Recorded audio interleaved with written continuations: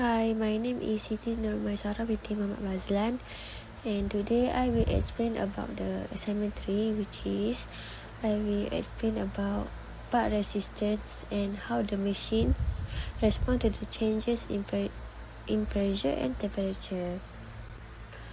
For slide 19, we investigate whether pressure has a significant effect on machine 1's part resistance.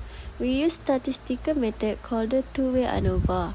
This method compares the average resistance under different pressure and temperature settings and determine whether the differences are statistically meaningful. So the null hypothesis assumes that changing the pressure does not affect the resistance. After performing the ANOVA test, the p-value is less than our significance level of 0.05. Therefore, we reject the null hypothesis and conclude that pressure is a significant factor affecting part resistance. So this means pressure must be carefully controlled because changing the pressure changes the resistance of the final product. Next, we investigate temperature. This time, we keep pressure as one of the factors in the analysis and ask whether different temperatures influence the resistance.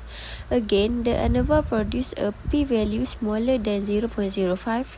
Therefore, temperature is also statistically significant. This tells us that changing the machine temperature also changes the resistance of the manufactured part.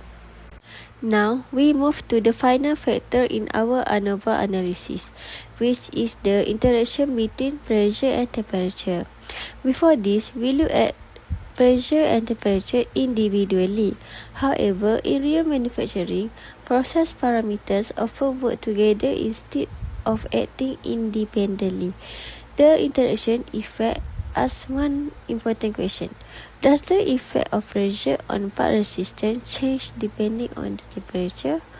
So we look at ANOVA results. The p-value for the interaction is 6.9674 times 10 power of negative 15, which is much smaller than our significance level of 0.05. Since the p-value is below 0.05, we reject the null hypothesis and conclude that there is a statistically significant interaction between pressure and temperature. Next is interaction plot. When reading an interaction plot, the first thing we look at is whether the lines are parallel or not. If the lines are parallel, it means there is a little or no interaction. However, if the lines are not parallel, cross each other or move apart, it means the effect of pressure change depending on temperature.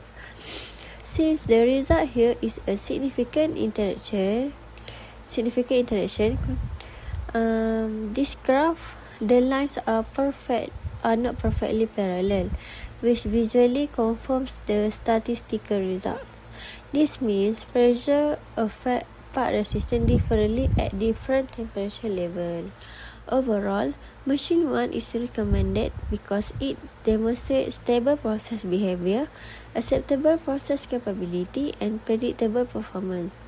The ANOVA analysis also showed that pressure and temperature significantly influence part resistance, with a significant interaction between the two factors.